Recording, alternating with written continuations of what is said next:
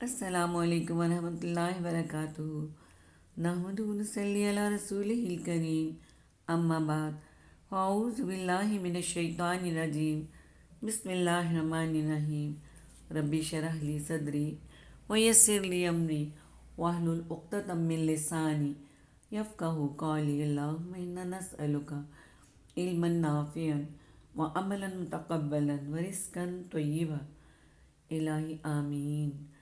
احوال قیامت: واتقوا یوما لا تجزی نفس عن نفس شیئا ولا یقبل منها شفاعۃ ولا یؤخذ منها عدل ولا هم ینصرون۔ اور اس دن سے ڈرو جب کوئی کسی کے کچھ بھی کام نہ آئے، اور نہ کسی کی سفارش منظور کی جائے، اور نہ کسی سے کسی طرح کا بدلہ قبول کیا جائے، اور نہ لوگ کسی اور طرح مدد حاصل کر سکیں۔ سورہ البقرہ ایت نمبر 48۔ اس دن کفر کے پیشوا اپنے پیروں سے بیزاری ظاہر کریں گے اور دونوں عذاب الہی دیکھ لیں گے، اور ان کے آپس کے تعلقات منقطع ہو جائیں گے۔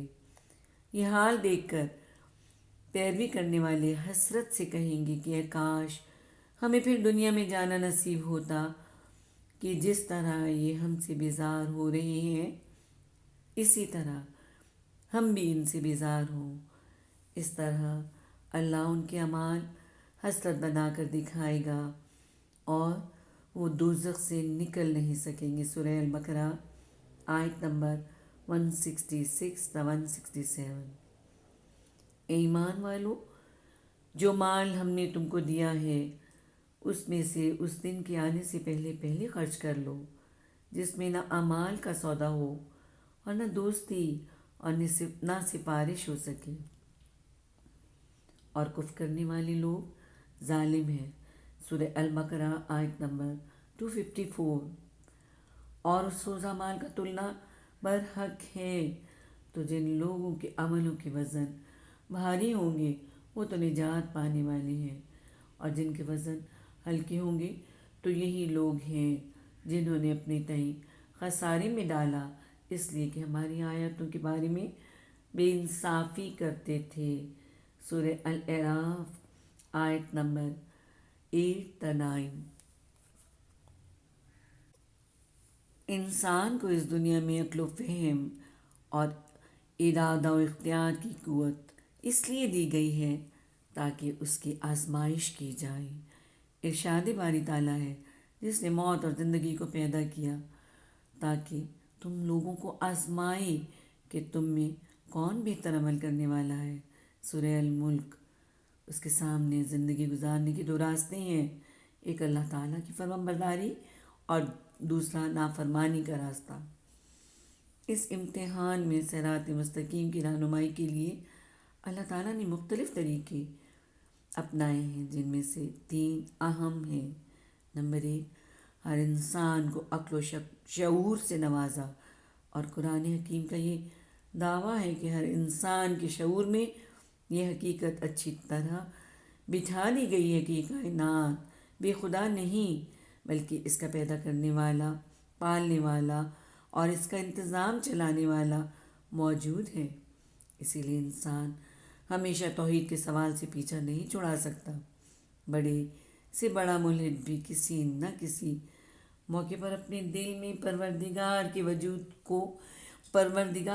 کی گواہی ضرور دیتا ہے۔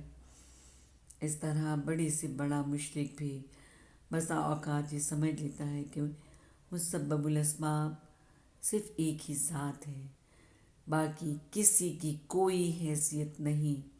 پھر اس کے ساتھ اس کے ارد گرد بے شمار ایسی نشانیاں اللہ تعالیٰ نے پھیلا دی ہیں جن پر معمولی سا غور و فکر کر کے بھی وہ اس نتیجے پر پہنچ سکتا ہے۔ انسان یہ عظیم کارخانہ خود بخود وجود میں نہیں آ سکتا۔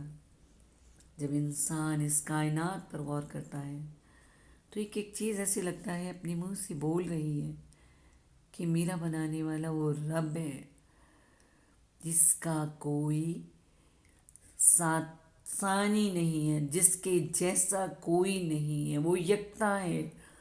یہ ایک ہی رب ہے جس نے یہ تمام کائنات تخلیق کی ہے، کوئی دوسرا اس کے سوا ہو نہیں سکتا۔ دوسری حیرت انگیز چیز ہے انسان کے قلب میں موجود ہے۔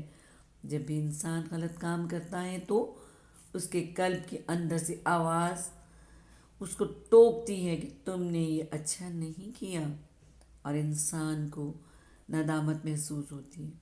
وہ الگ بات ہے کہ انسان ٹھیک بنا رہے اور اس کا ضمیر اس کو ٹھوکے بھی، اس کو کھٹک کر پتہ چلی، کھٹکا کے بتا دی کہ وہ غلط کر رہا ہے، یا یہ اللہ کو پسند نہیں ہے، یا اس کا رب دیکھ رہا ہے۔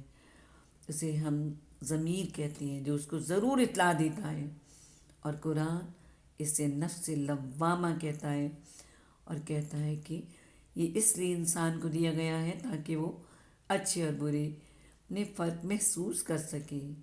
انبیاء اور ان کے ذریعے کتب بھیجی، ان میں سے آخری کتاب قرآن زندہ معجزہ اپنی اصل شکل میں قیامت تک رہنمائی کے لیے موجود ہے۔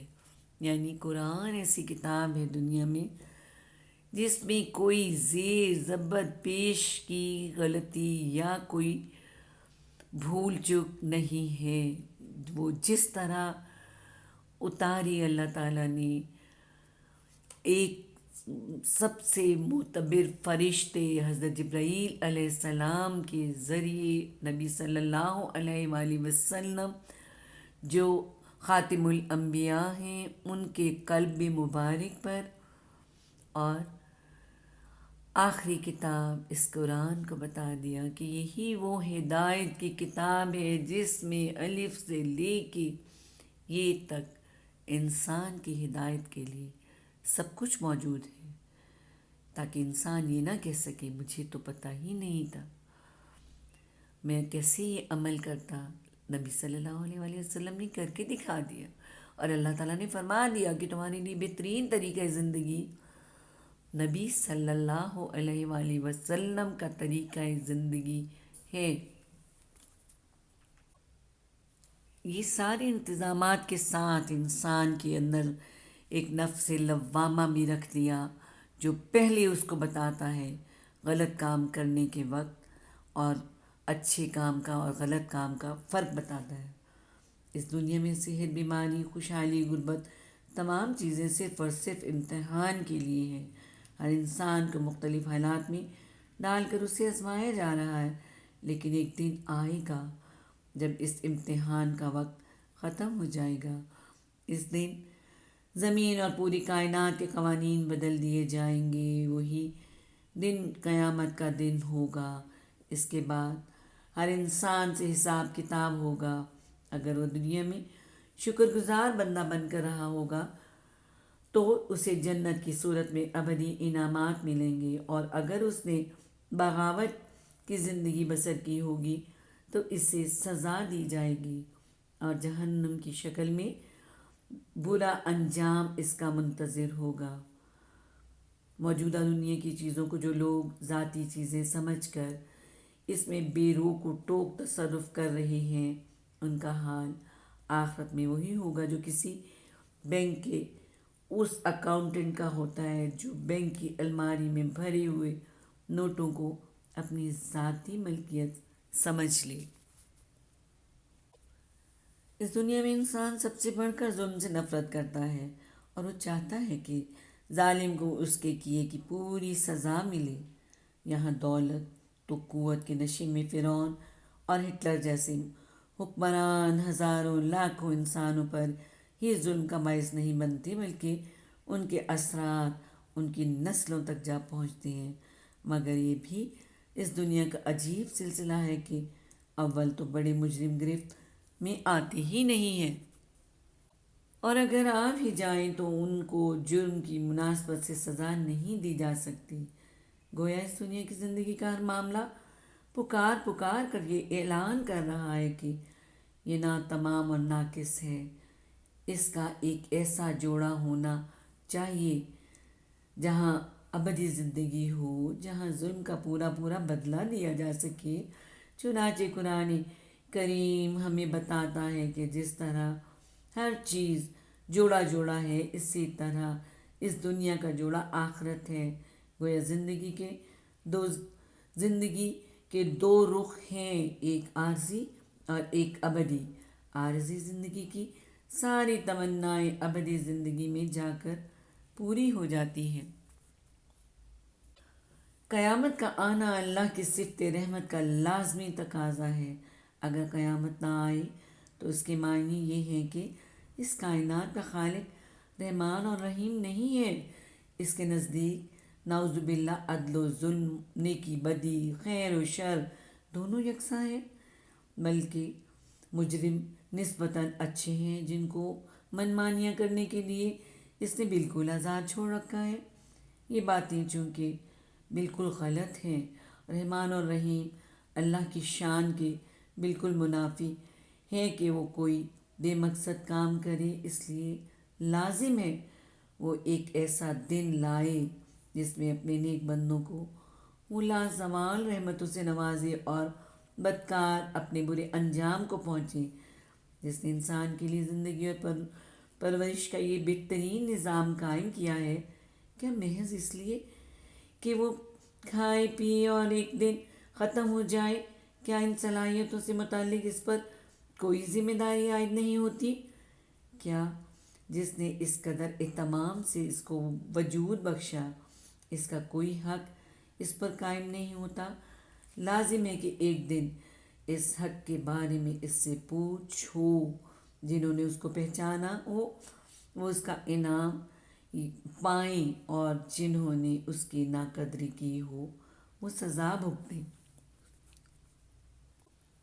ضمیر کی صورت میں گویا قیامت کی عدالت کا عکس ہر انسان کے اپنے اندر موجود ہے۔ اگر قیامت نہ ہو تو پھر ضمیر کا وجود بے معنی تھا، یعنی ضمیر انسان کو ہر وقت یہ احساس دلاتا رہتا ہے کہ نیکی و بدی برابر نہیں ہے، اس لیے نتیجے کے اعتبار سے بھی انہیں برابر نہیں ہونا چاہیے۔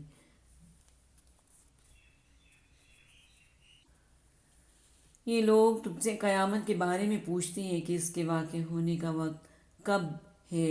کہہ دو کہ اس کا علم تو میرے پروردگار ہی کو ہے، اسے اس کے وقت پر ظاہر کر دے گا۔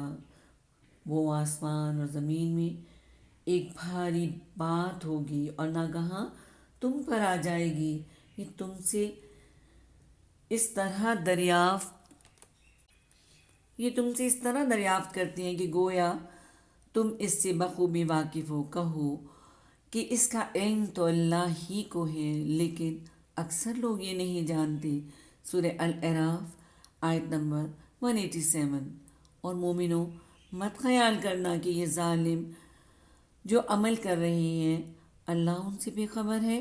وہ ان کو اس دن تک مہلت دے رہا ہے جبکہ وحشت کے سبب آنکھیں کھلی کی کھلی رہ جائیں گی اور لوگ سر اٹھائے میدان قیامت کی طرف دوڑ رہے ہوں گے۔ ان کی نگاہیں ان کی طرف لوٹ نہ سکیں گی اور ان کے دل مارے خوف کی ہوا ہو رہے ہوں گے۔